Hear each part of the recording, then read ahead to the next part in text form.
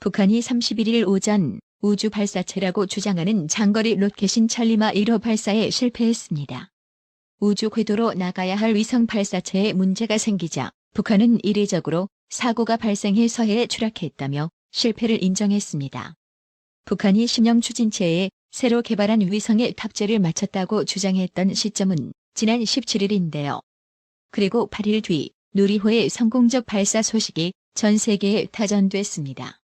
직후 북한의 위성 발사 움직임도 함께 주목받았는데 당시 주요국 언론과 전문가들은 북한이 아무리 서둘러도 최소 6월 중순 이후가 돼야 북한이 발사 준비를 마칠 것이란 전망을 내놨습니다. 그럼에도 북한이 곧바로 찰리마 1호 발사에 나선 것을 놓고 누리호 성공의 조급함을 느끼며 서둘렀다가 실패한 것 아니냐는 관측이 나오는데요. 특히 누리호 발사에 함께 엮이는 모양새를 만들어 국제사회가 금지한 탄도미사일 기술을 사용한 발사체 발사의 책임을 피해 나가려 했다는 해석도 나옵니다. 주목되는 것은 북한 발사체와 위성의 잔해 수거 여부인데요. 북한 미사일과 위성 기술 등 중요한 군사 정보를 확보할 수 있기 때문입니다. 이날 낙하 예상 지점에 미리 대기한 우리 함정이 일부 잔해를 곧바로 인양했지만 추가 잔해 인양 가능성도 높은 편입니다. 북한 발사체가 1단 분리 후 2단부터 엔진 고장으로 추락한 것이나 인양된 잔해가 온전한 상태인 곳으로 미뤄보면 2단 추진체와 위성을 탑재한 3단이 통째로 바닷속에 가라앉았을 가능성이 높습니다. 만약 발사체 엔진이나 위성을 건진다면 북한 미사일 체계와 위성 수준을 실물로 확인할 수 있다는 점에서 노다지 정보를 획득하는 것이나 마찬가지라고 합니다.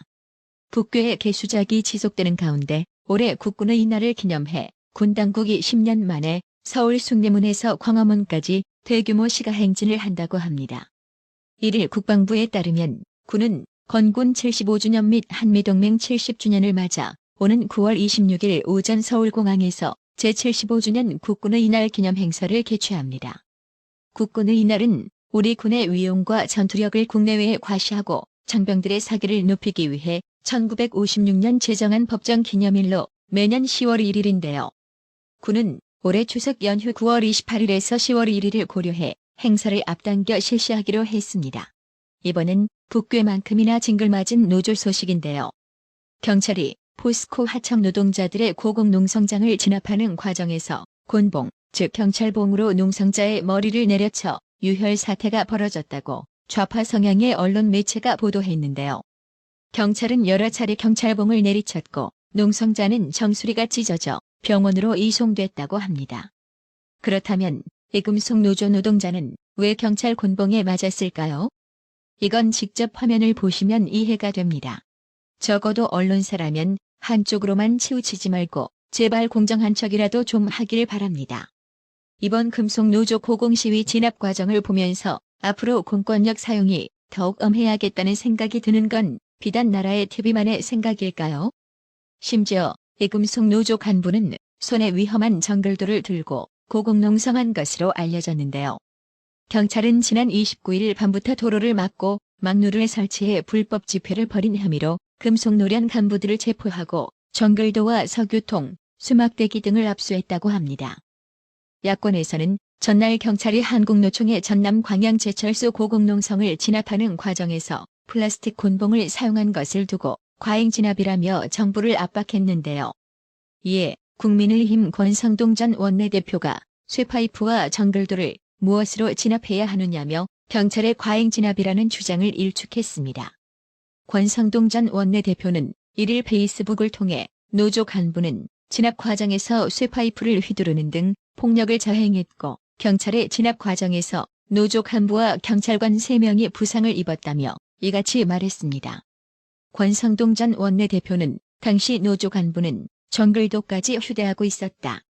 그런데 민주당과 좌파 언론은 진압 상황의 맥락은 무시한 채 오직 노조 간부의 부상만을 부각하면서 경찰의 과잉 진압이라고 비난하고 있다며 경찰이 맨손으로 대처했어야 옳은 것이냐고 반문했습니다. 특히 한국노총은 정글도가 현수막과 청테이프를 떼는 용도였다고 변명을 늘어놓고 있다며 전기톱으로 손톱을 깎는다는 궤변과 다를 바 없다고 지적했습니다. 권성동 전 원내대표는 민주당을 향해서는 과거 김대중, 노무현 전 대통령도 노조의 폭력 시위는 엄정하고 강경하게 진압했다며 한국노총의 논리대로라면 두 분의 대통령도 노조 혐오일 것이다. 여기에 민주당이 무슨 대답을 할지 궁금할 따름이라고 말했습니다. 중앙선거관리위원회가 1일 간부 자녀 무더기 채용 특혜 비리 의혹과 관련 국민권익위원회 전수조사는 수용하되 감사원의 감사는 거부하겠다고 밝혀 논란이 일고 있습니다. 아니 국민권익위 전수조사는 문재인이 꽂은 전현희 위원장이 내 편이라고 생각해서 수용한 모양인데요.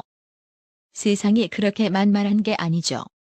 국민의힘은 1일 중앙선거관리위원회가 자녀 특혜 채용 감사원 감사를 거부한 데 대해 명분상 선관위의 독립성을 들어 감사를 회피했지만 결국은 자신들의 치부를 드러내기 싫다는 것이라고 질타했습니다. 국민의힘 장동혁 원내대변인은 이날 논평을 통해 이같이 말하며 선관위의 독립성은 무제한의 권한이 아니라 헌법의 테두리 내에서만 허용될 수 있다고 지적했습니다.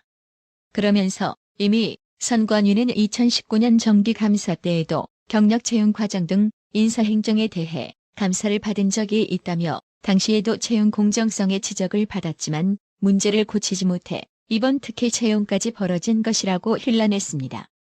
장동혁 원내대변인은 감사원의 감사는 거부하는 선관위가 권익위의 전수조사는 받겠다고 말해 국민들을 어리둥절하게 만들고 있다며 아빠 찬스 특혜 채용으로 국민들의 지탄을 받는 와중에도 내 입맛대로 골라서 조사를 받겠다는 것을 보면 선관위의 정상화는 아직도 먼 나라 얘기라며 즉각적 감사원 감사 수용을 압박했습니다.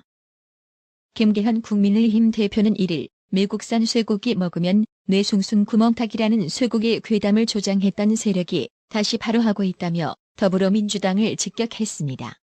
김계현 대표는 이날 오전 경기도 수원 경기도당에서 열린 현장 최고위원회의에서 이같이 말하며 민주당이 부풀리고 조작해내는 오염수 괴담에 국민들은 피로를 호소하고 선량한 우리 어민들은 생업위기를 걱정해야 하는 지경에 이르고 있다고 비판했습니다. 그러면서 지난 2주간 민주당이 후쿠시마 관련해서 당 차원에서의 메시지를 낸 것이 무려 35번에 이른다며 자당이 그토록 필요성을 주장했던 간호법에 대해서는 13번 신출귀몰하면서 숨바꼭질하는 자당 출신 코인터자 김남국 의원에 대해서는 같은 기간 이외 언급에 불과한데 후쿠시마 괴담 선동에는 하루에 여러 차례씩 수차례씩 집중하면서 당의 사활을 걸고 총력을 쏟고 있는 것이라고 지적했습니다. 한편 이재명은 오는 3일 12시 30분 부산 자갈치 시장을 방문해 상인들과 오찬 간담회를 가진 뒤 오후 3시에는 서면 주비스테와 앞에서 후쿠시마 원전 오염수 해양 투기 반대 영남권 규탄 대회를 개최할 예정이라고 하는데요. 이에 국민의힘도 이재명이 오는 3일 후쿠시마 오염수 방류 규탄 부산 집회에 참석하는 것에 맞서 부산에서 괴담 규탄 기자회견을 갖기로 했습니다. 국민의힘 부산광역시당은 1일 보도자료를 통해 산업은행 부산 이전과 후쿠시마 괴담과 관련해 기자회견을 6월 3일 토요일 11시 부산국제금융센터 앞에서 개최한다고 밝혔습니다. 탱댕이님, 어려운 형편의 나라의 TV 운영 유지를 위해 5월 달에만 무려 5번이나 구독료 후원해주셔서 정말 감사합니다. 나라의 TV는 구독료 후원으로만 운영 유지되고 있으니 구독자님들의 따뜻한 정성이 필요합니다. 항상 뉴스 전달 방식에 노력하는 나라의 TV가 되겠습니다. 구독 그리고 알람 설정, 뉴스 영상 내용이 좋았다면 좋아요를 클릭해주세요.